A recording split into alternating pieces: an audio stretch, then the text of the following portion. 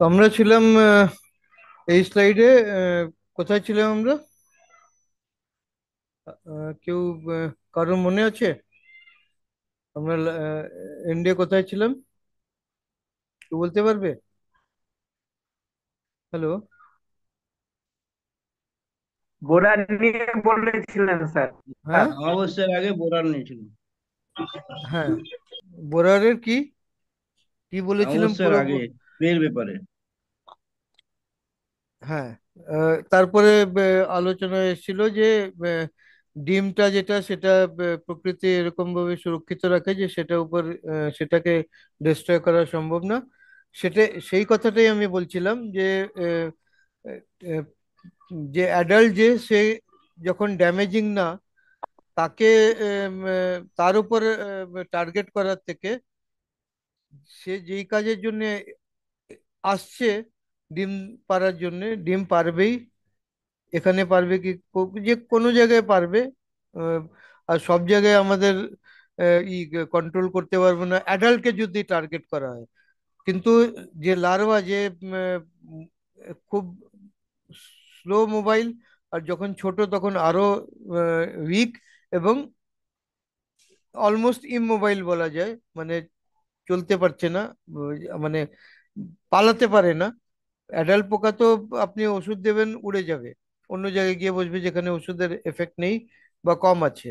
তো সে কোনো না কোনো রকমে সার্ভাইভ করে কোনো জায়গায় ডিম পারবে, আর তার কাজ হয়ে গেল। ঠিক আছে। কিন্তু আহ, আ- আমার প্লটে আমার ফসলের উপর ডিম পেড়েছে কি পারেনি সেটা তো যখন সমস্যা দেখা যাবে তখন বুঝতে পারবো যে হ্যাঁ সে নিজের কাজ করে চলে গেছে আর আমার তো লস হচ্ছে।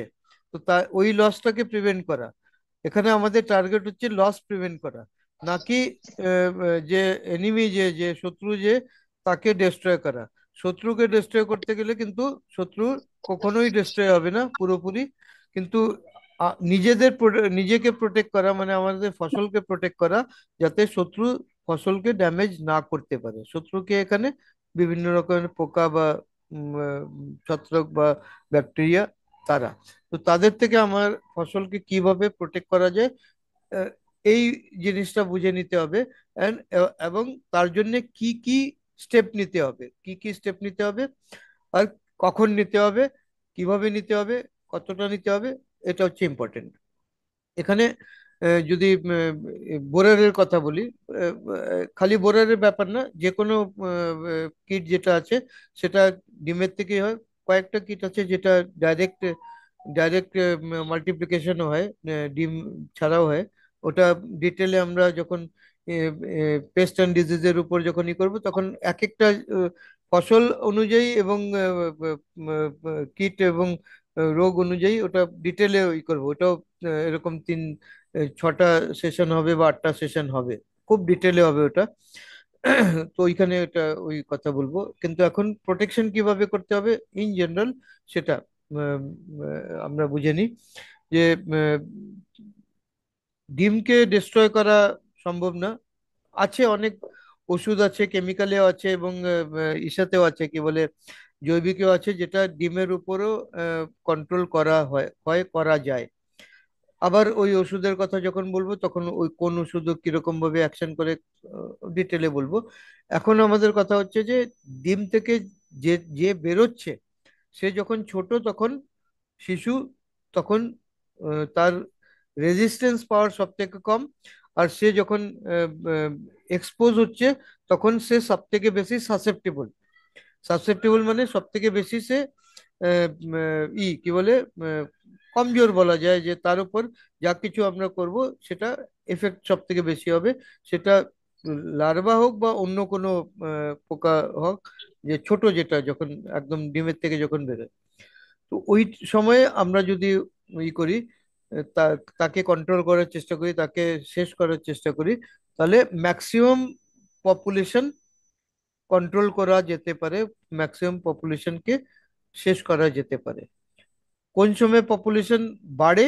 যখন তার ড্যামেজিং স্টেজটা আর তার ইটা, মানে ড্যামেজিং স্টেজ কতদিনে আসছে, আহ, আর কিভাবে আহ, বাড়ছে ওটা।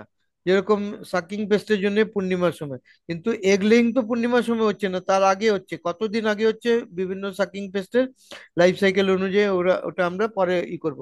কিন্তু যখন সব থেকে বেশি অ্যাটাক হচ্ছে, সব থেকে বেশি তারা অ্যাক্টিভ এবং সব থেকে বেশি অ্যাটাক, ওই সময় যদি আমরা তাকে কন্ট্রোল করতে পারি তো ম্যাক্সিমাম পপুলেশন আমরা ডিস্ট্রয় করতে পারবো, ম্যাক্সিমাম পপুলেশন আমরা শেষ করতে পারবো সাকিং পেস্টের জন্য এবং চিউইং পেস্টের জন্য, চিবানো কিট এবং চোষা কিটের জন্য।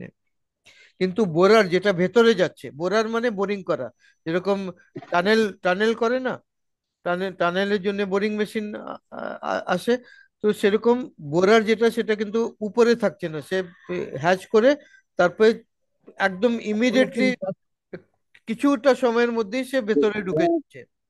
লিপ লিপ মাইনার যদি হয় পাতার ভেতরে ঢুকে যাচ্ছে।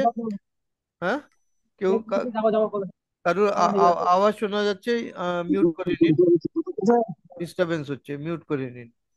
তো বোরার যেটা লিপ মাইনার যেটা সেটা একটা একরকমের বোরার, তার অ্যাডাল্ট হচ্ছে কিন্তু ছোট, যেরকম মাছি দেখা দেখা যায় না, মাছি উড়ে, আহ, ওই রকমই মাছি, গোল্ডেন কালার একটা সূক্ষ্ম একটা মাছি থাকে, যেটা লিপ মাইনারের অ্যাডাল্ট।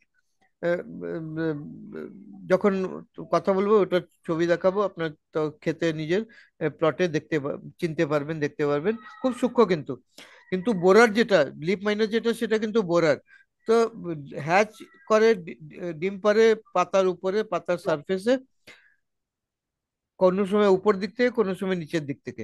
তারপরে সে হ্যাচিং হওয়ার পর প্রথমেই ভেতরে ঢুকে যায়। মিউট করে নিন, তাহলে আমার অসুবিধা হচ্ছে, ডিস্টারবেন্স হচ্ছে, সবাই মিউট করে নিন। তো বোরারকে কন্ট্রোল করতে হলে যখন হ্যাচিং হচ্ছে তার ঠিক আগে ওষুধ দিলে ওষুধটা কিন্তু সিস্টেমের মধ্যে, গাছের কোষের মধ্যে, পুরো গাছে ছড়িয়ে যাচ্ছে। যখন ভেতরে বোরার যখন নিজের ড্যামেজিং কাজ শুরু করবে, মানে খেতে শুরু করবে, যেই রকমেরই বোরার হোক, তখন ওই ওষুধ তার ভেতরে যাবে, এবং যখন ছোট অবস্থায় আছে, উইক অবস্থায় আছে, তখন তার এফেক্ট সব থেকে বেশি হবে। এই জন্য আমি বললাম যে বোরারের জন্য অমাবস্যার পরে ওষুধ দিতে। যদি বোরারের অ্যাটাক থাকে, যেরকম কালকে কথা হচ্ছিল ধান গাছে বোরারের অ্যাটাক আছে, তো ধান গাছের জন্য যখন ওইসের কি পেস্টের করবো, তখন ডিটেলে ওটার উপর করবো। কিন্তু স্প্রে কখন করতে হবে? অমাবস্যার পরে। যদি চিবানো কিটের প্রবলেম থাকে তখন অমাবস্যার আগে। আর যদি দুটোই থাকে তবে অমাবস্যার একদিন আগে আর পরে করতে হবে। সেম ওষুধ করা না অন্য বদলে করা, সেটা আবার আরেকটা আলোচনার ব্যাপার। সেটা কি কি ওষুধ আমরা ব্যবহার করছি, সেটার অ্যাকশন কি। আমি এখানে কেমিক্যালের কথা বলবো না, কিন্তু আহ, দুই ক্ষেত্রে এটাই হয়। জৈবিকের কথা বলবো। তো ডিটেলে ওটার উপর দেবো আমি, প্রেজেন্টেশন ডিটেলে তৈরি করব। তো এখানে, তো এই হচ্ছে ইসের। আর সেরকমই হচ্ছে রোগের জন্য, যেটা হাওয়া থেকে যেটা গাছের উপরের দিকে আসছে, সেটা পূর্ণিমার আগে পরে, পূর্ণিমার সময়, পূর্ণিমার দিন, তার একদিন আগে, তার একদিন পরে সেটার কিন্তু অ্যাটাকটা অ্যাটাকটা হয়। যা আমরা যেটা দেখতে পাই সেটা কিন্তু পরে দেখতে পাই, যেরকম উদাহরণ নেন ডাউনি মিলডিউ বা পাউডারি মিলডিউ, সেটা যখন আমরা দেখতে পাচ্ছি যে রোগ এসেছে, অ্যাটাক তো তারা অনেক আগে হয়ে গেছে। অ্যাটাক যখন হয়েছে তখন কিছুই দেখা যায় না, কিন্তু আমরা যদি বুঝতে পারি যে কোন সময় অ্যাটাক হয়েছে, কি কন্ডিশনে অ্যাটাক হয়, তখন আমরা ওই সময়ই আমাদের কন্ট্রোল করতে হবে। অ্যাটাক যখন হচ্ছে তখনই আমাদের প্রোটেকশন নিতে হবে। অ্যাটাক হয়ে গেলে পরে প্রোটেকশন নিলে তো চলবে না। এইটা বুঝতে হবে যে আমরা কেমিক্যাল সাথে কি করি, যখন দেখি যে সমস্যা দেখা যাচ্ছে তখন দৌড়াই দোকানে, কেমিক্যাল দাও, কেমিক্যাল নিয়ে এসে তখন স্প্রে করতে শুরু করি। হাফ ড্যামেজ তো তখন হয়ে গেছে। আমাদের এখানে সিস্টেম, মানে সাইকেলটা বুঝতে হবে, আর তার সাথে সাথে টাইমিংটা বুঝতে হবে, যে আমাদের প্রোটেকশনটা কখন নিতে হবে, কন্ট্রোল কখন করতে হবে, কিভাবে করতে হবে। ঠিক আছে? এই হচ্ছে ইসের। তারপরে আমি আগাছা পরিষ্কারের কথা কালকেই বলেছি। আগাছা পরিষ্কারের জন্য কৃষ্ণপক্ষের সময়টা কেন বেশি ভালো? কেননা কৃষ্ণপক্ষের সময় পূর্ণিমার থেকে অমাবস্যার দিকে যখন যাচ্ছি আমরা, তখন গাছেও যেরকম রস নিচের দিকে যায়, সেরকম মাটিতেও যে ময়েশ্চার যেটা সেটা নিচের দিকে যায়। তার মানে সারফেসের উপর শুকনো থাকে মাটি। যখন মাটি শুকনো আছে, কম ভেজা আছে, শুকনো আছে, তখন আগাছা পরিষ্কার করলে এবং নিড়ানি করলে বেশি ভালো। নিড়ানি শুকনো মাটিতে করা ইজি, আর এয়ারেশন হয়, মাটিতে এয়ারেশনও দরকার। তো ভেজা মাটিতে তো এয়ারেশন হবে না, শুকনো মাটিতে এয়ারেশন হবে সারফেস থেকে। তো এই জন্য এই সময় করা, যাতে এয়ারেশন হয়, নিড়ানির কথা বলছি, যেটা মাটি পাল্টানো। আর আগাছা যখন নিচের দিকে যাচ্ছে, তখন ওই আগাছা যেটা, সেটাতে তো রস গোড়ার দিকে যাচ্ছে।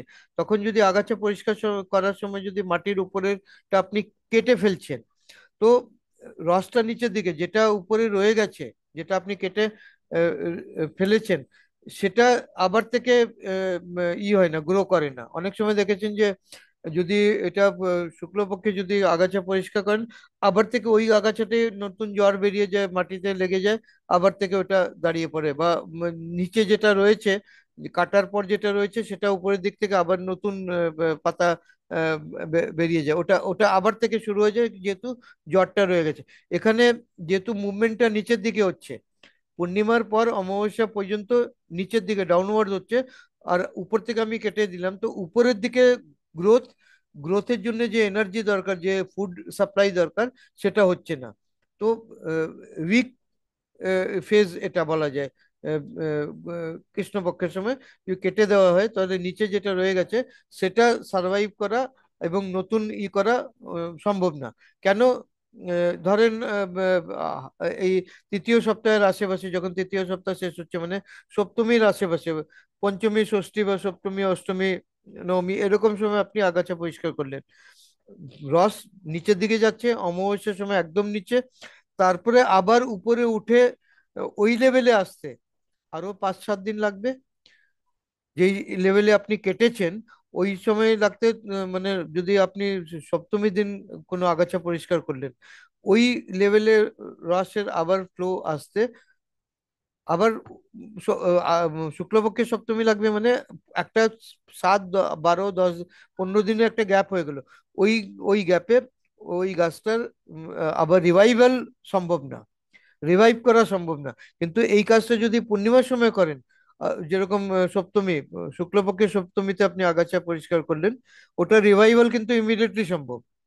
কেননা রসের ফ্লো যেটা, সেটা উপরের দিকে। তো এই এই কারণে আগাছা পরিষ্কার করার যেটা সময়, যেটা, সেটা পূর্ণিমার পর আরো 2-3 দিন যেতে দিন, স্প্রে বা এইসব যে কাজগুলো আছে সেগুলো করে নিলেন। তারপরে মিডিল অফ দা কি বলে, যে আহ, কৃষ্ণপক্ষ, মানে 4 দিন থেকে 3-4 দিন ছেড়ে দিলেন, 5 দিন থেকে নিয়ে 10 দিনের যে সময়টা, বা 4 দিন থেকে নিয়ে 11 দিনের সময়টা, এরকম 5-7 দিনের যে সময় আছে, 15-14 দিনের মধ্যে প্রথম 2-3-4 দিন ছেড়ে দিলেন, আর শেষের 3-4 দিন ছেড়ে, মাঝখানে যে সময়টা আছে, ওই সময়টাতে আগাছা পরিষ্কার করলে ওই আগাছার রিভাইভাল সম্ভব না। 1 নম্বর। দ্বিতীয় নম্বর হচ্ছে, আগাছা জেনারেলি আপনার কৃষকরা কি করে, আগাছা পরিষ্কার করার সময় আগাছাটা এক জায়গায় একত্র করে, তারপরে ফার্মের বাইরে, প্লটের বাইরে ফেলে দেয়। আমি এখানে বলবো যে ওটা একত্র করে দুটো কাজ করতে পারেন। একটা কাজ করতে পারেন যে ওটা পুরো জমির উপর ছড়িয়ে দিলেন, সেটা কি হয়ে যায়, ন্যাচুরাল একটা মালচিং হয়ে যায়। মালচিং হলে কি হবে, যে কি বলে, ময়েশ্চার যেটা যখন অমাবস্যার পর যখন পূর্ণিমার সময় উপরের দিকে আসছে, ময়েশ্চার লস কম হবে।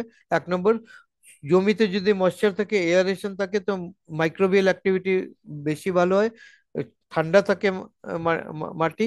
আর একটা মালচিং হলে আপনার আবার যে আগাছা নতুন বেরোবে, সেটা একটু কন্ট্রোল হয়। আর যেটা মালচিং আপনি করলেন, সেটা আস্তে আস্তে রিসাইকেল হয়ে ওটার কম্পোস্টিংও হতে থাকে, যেরকম জঙ্গলে যেটা হয়। জঙ্গলে তো কেউ কিছু করে না, পড়ছে, মাটির উপর একটা লেয়ার হচ্ছে, ওইটাই আস্তে আস্তে কম্পোস্টিং হচ্ছে। তো সারফেস লেভেলে অনেকগুলো মাইক্রোবিয়াল অ্যাক্টিভিটি আর সূক্ষ্ম যে আছে, কীট বা বিভিন্ন রকমের যে আছে কি বলে বেনিফিশিয়াল আছে কি বেনিফিশিয়াল পেস্ট, বেনিফিশিয়াল ইনসেক্ট আছে, বা বিভিন্ন রকমের যে জীবজন্তু আছে, তাদের একটা নেস্টিং পাওয়া যায়। আম, জঙ্গলের উদাহরণ নিয়ে পুরো জিনিসটা বুঝতে পারবেন। এই জন্যে আহ, আগাছা পরিষ্কার করার পর ওই আগাছাটা আইদার আপনি মালচিং করে দেন, আর যদি সেটা না করতে চান তাহলে সেটা কম্পোস্টিং করেন। কম্পোস্টিং কিভাবে করতে হবে, ওটার কি নিয়ম, ওটার কি ফর্মুলা, এটা কম্পোস্টের বিষয়তে সেটা কভার করব। আর কম্পোস্টিং করে তারপরে যদি ওটা মাটিতে করেন, তো সেটা রেডিমেড খাদ্যের মতো, সারের মতো, আহ, খুবই উপযোগী। তাছাড়া আগাছা, যেটা ওটা অনেকগুলো আগাছা আছে যেগুলোতেই ওষুধ আছে আপনাদের রোগ আর কীটের জন্য। সেটা কোন আগাছার কি ওষুধ আর কি রোগ আছে সেটার উপর আলোচনা ওই ওই সাথেই করব। এই হচ্ছে। তারপরে হচ্ছে অন্য গাছ, যে বড় গাছ যেগুলো আছে সেটাতে ছাঁটাই করার জন্য, ছাঁটাই করার জন্য যখন রস নিচের দিকে যাচ্ছে, তখন কোনো ডালপালা বা যেটা কাটার আছে, যেগুলো শুকনো ডাল সেটা তো কাটতেই হবে, সেটা কোনো সময় যে কোনো সময় কাটা যায়। কিন্তু কোথা থেকে কাটতে হবে সেটা যদি ঠিক মতো না বোঝা যায়, যদি না জানা যায়, তো সব থেকে ভালো হচ্ছে যে কৃষ্ণপক্ষে ছাঁটাই করা। একদম শুকনো ডাল যদি থাকে, বা কোনো ডাল আছে যেটা কাটতে হবে, তো রসটা যদি নিচের দিকে থাকে, তো কাটা যে জায়গাটা সেখান থেকে বেরোবে না, রস বেরোবে না। যদি এটা উল্টো সময় করেন, যদি শুক্লপক্ষে করেন, তো রসের ফ্লো উপর দিকে আছে, কাটলে পরে ওই জায়গা থেকে বেরোয়, মানে রস বেরোয়। আর ওই রসের উপর ফাঙ্গাস ডেভেলপমেন্ট খুব ইজিলি হয়, আর ওখান থেকে রোগ ভেতরে যায়। হাওয়ার যে ব্যাকটেরিয়া বা ছত্রাক যেটা, সেটা সেখান থেকে অ্যাটাক করে। তো এটা মানে উম, আমি মনে করি যে সেটা কোনো একটা নতুন কনসেপ্ট না। সেটা আপনারা হয়তো জানেনও, বুঝেও থাকেন। কিন্তু তাও আমি বলছি এখানে যে কোনো রকম কোনো ছাঁটাই বা আগাছা পরিষ্কার করা বা নিড়ানি, সেটা কৃষ্ণপক্ষে করা উচিত।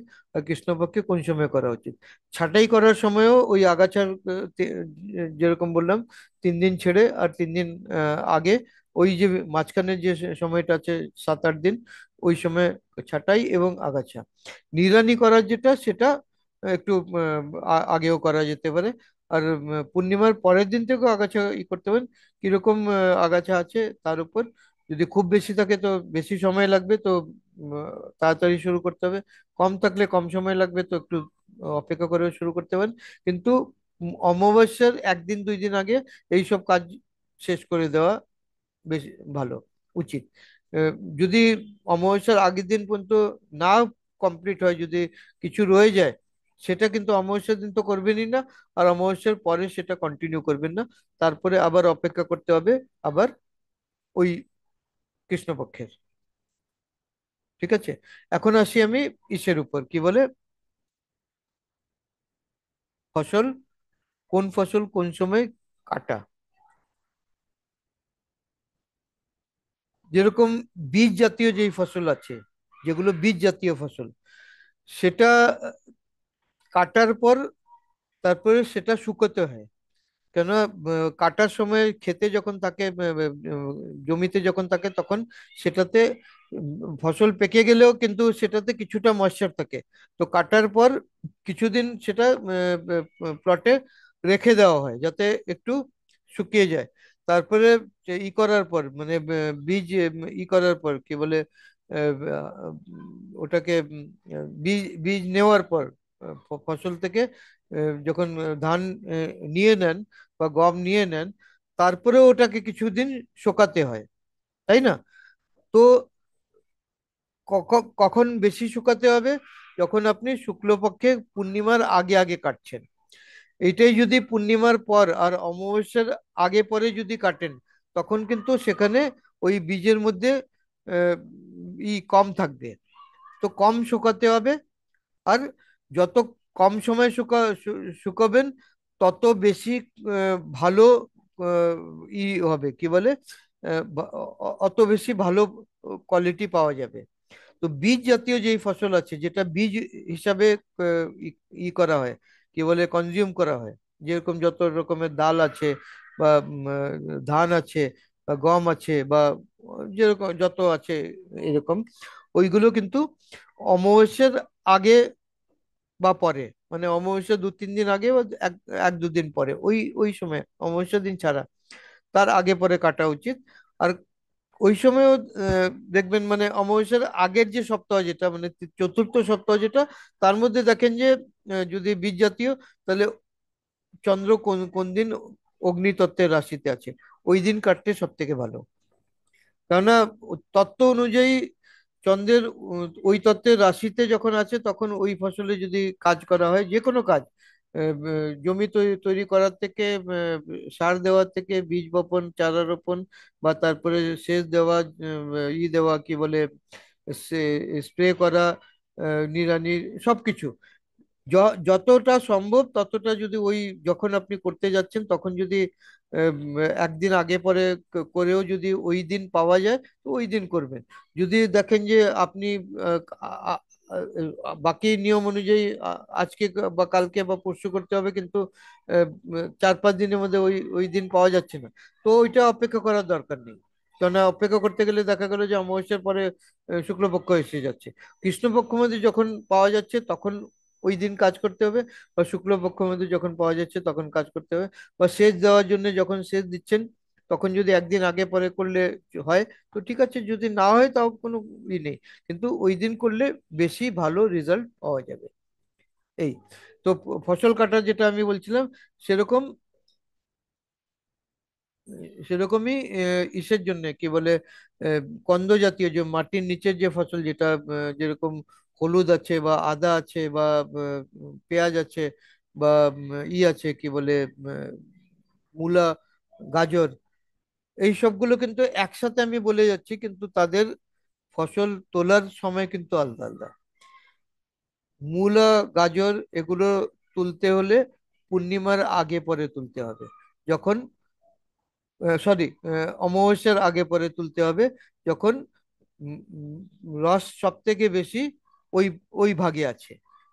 তো মাটির নিচে তো মূল তো, তো সেখানে যখন আছে তখন সেটা বেশি ফ্রেশ থাকবে, তোলার পর বেশি সময় ফ্রেশ থাকবে, যেহেতু রস বেশি আছে, আর ওজনও বেশি হবে, মানে কোয়ালিটি, গুণমান, আর কোয়ান্টিটি, মাত্রা, ওজন, দুটোই বেশি ভালো হবে। যেটা যেটা ফ্রেশ বিক্রি করা হয়, যেরকম মূলা, গাজর, তারপরে বিট, তারপরে শালগম, এই জাতীয় যেগুলো আছে। কিন্তু যেরকম হলুদ আছে, বা রসুন আছে, বা পেঁয়াজ আছে, এইগুলো কিন্তু ওই সময় তুলতে হবে, যখন পূর্ণিমা, যখন নিচে কম, ফ্লোটা উপরের দিকে। কেননা পেঁয়াজও যদি খুব বেশি রস থাকে তাহলে কিন্তু হয়ে যায়, স্প্রাউটিং হয়ে যায়। পেঁয়াজ যত কম রস থাকবে তত বেশি দিন সেটা টেকসই থাকে। ওজনে একটু তফাৎ পড়বে, মাইনর তফাৎ পড়বে, ইসে পেঁয়াজের স্ট্রাকচার অনুযায়ী, বা রসুনের যেটাতে রস কম থাকে, নর্মালি যেই ফসলে, মাটির নিচে যেই ফসলগুলোতে রস কম থাকে, রসালো কম, সেটা পূর্ণিমার আগে পরে তুললে বেশি ভালো। আর ওই সময়ও তোলার সময় দেখবেন যে ভূমি রাশিতে যখন চন্দ্র আছে, ভূমি তত্ত্বের যখন চন্দ্র কোনো ভূমি রাশিতে আছে, তখন তুললে আরো বেশি ভালো। কিন্তু আহ, দেখতে হবে পূর্ণিমার আগে আগে পরে, কনসেপ্টটা বোঝা দরকার।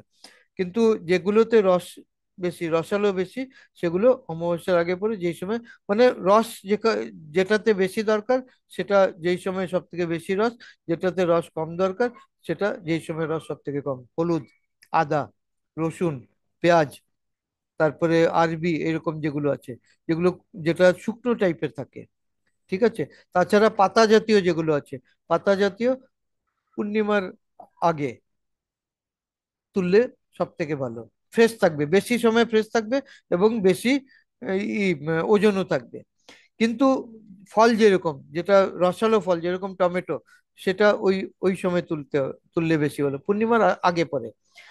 কিন্তু যেরকম বেগুন আছে যেটা রসালো না, সেটা অমাবস্যার আগে পরে তুললে সেটা বেশি থাকবে, কেননা রস ভেতরে থাকে না।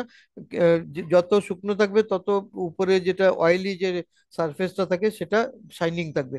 যদি রসালো হয় তাহলে একটু লুজ পড়ে যাবে, রস আছে, সেলফ লাইফটা তাড়াতাড়ি হয়ে যাবে, চামড়ে মানে কুচকে যাবে একটু। ক্যাপসিকামে যেগুলোতে রস থাকে না, সেগুলো অমাবস্যার আগে তুললে, গাছের থেকে যখন তুলছেন ওই রকম বেশি সময় দিন, বেশি সময় থাকবে, সেলফ লাইফ যেটা বলা হয় এরকম ভাবে। তাছাড়া ফুলের যেরকম, ফুলেরও ফুলকপি, ফুলকপির জন্য আহ, রসালো না, সেটা অমাবস্যার কাছে তুললে বেশি ভালো, শেলফ লাইফ বেশি থাকবে।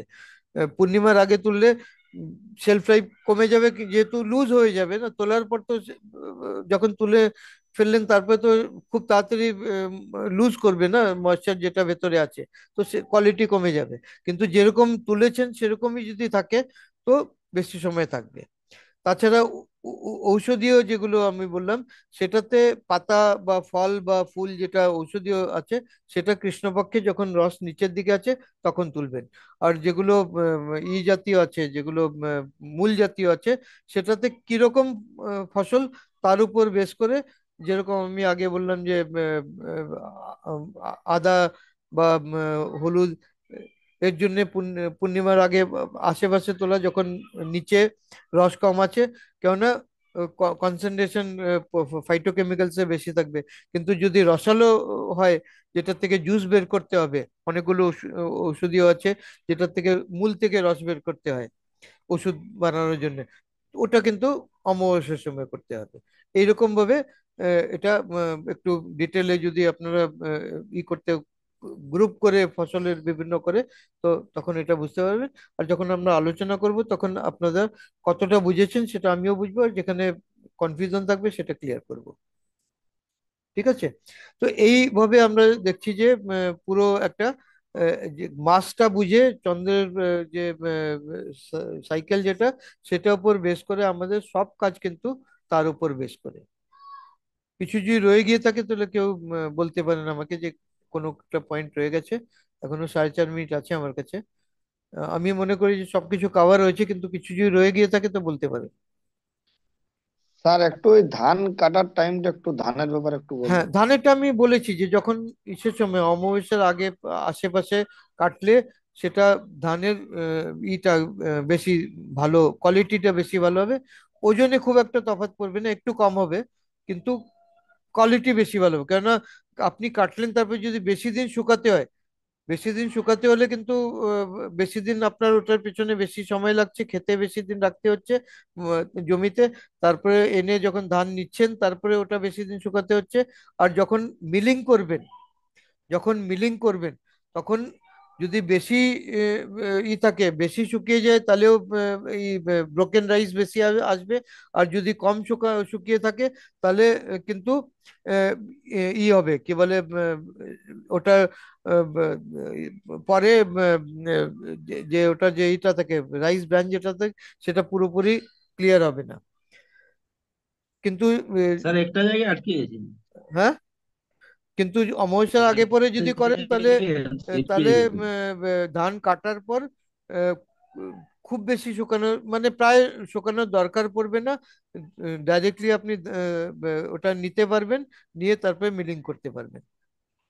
অমাবস্যার আগে পরে যদি করেন, যখন নিচের দিকে আছে, উপরে সব থেকে কম রস আছে, অলরেডি ন্যাচারালি ওটা ড্রাই কন্ডিশনেই আছে, এর থেকে বেশি ড্রাই হতে পারে না। যখন পেকে গেছে ধান, যখন যখন ক্ষেত পুরো হলুদ হয়ে গেছে, তখন তখনও কিন্তু একটা ফ্লো থাকে।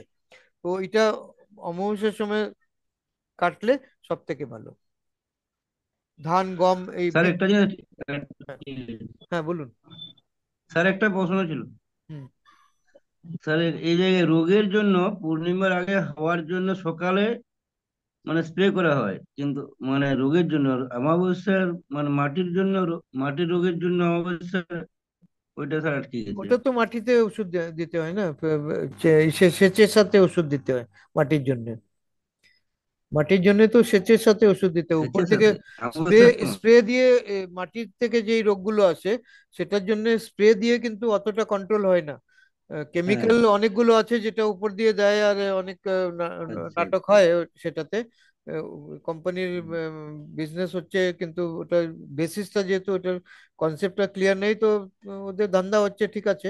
কিন্তু কন্ট্রোল করতে হলে যেখানে সমস্যা সেখানে উপায় করতে হবে। আর সমস্যা যখন নিচের থেকে, তখন উপায় ওখানে হবে। স্যার একটা প্রশ্ন করছিলাম স্যার। হ্যাঁ, বলুন। বলছি স্যার, বীজ রোপণের ক্ষেত্রে মানে বিশেষ করে আপনার ধান জাতীয় ফসলের আহ, রোপণ বা বপনটা একটু বলবেন কোন সময়কালটা? ধানের জন্য বললাম তো যে প্রথম সপ্তাহ, অমাবস্যার পর, আমার স্যার প্রথম। মানে শুক্লপক্ষের প্রথম সপ্তাহে, মানে যেগুলো ঊর্ধ্বশীর্ষ ফসল, যেটাতে কোনো সাপোর্ট লাগে না, যেটা গাছটা সোজা নিজের উইদাউট সাপোর্ট থাকে। আচ্ছা আচ্ছা, ঠিক আছে স্যার, ধন্যবাদ। মানে লতা জাতীয় যেগুলো, যে মানে যেটা ইংরেজিতে যদি বলি, ক্লাইম্বার আর ক্রিপার, যেটা সাপোর্ট দরকার বা মাটিতে ছড়ায়।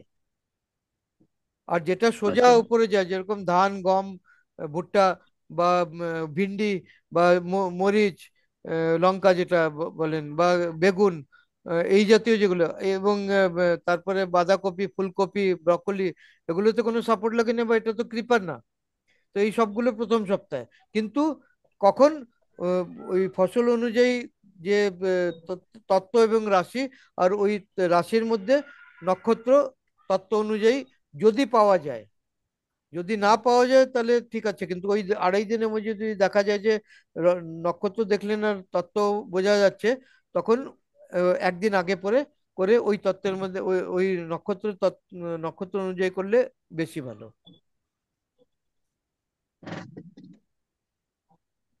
আরো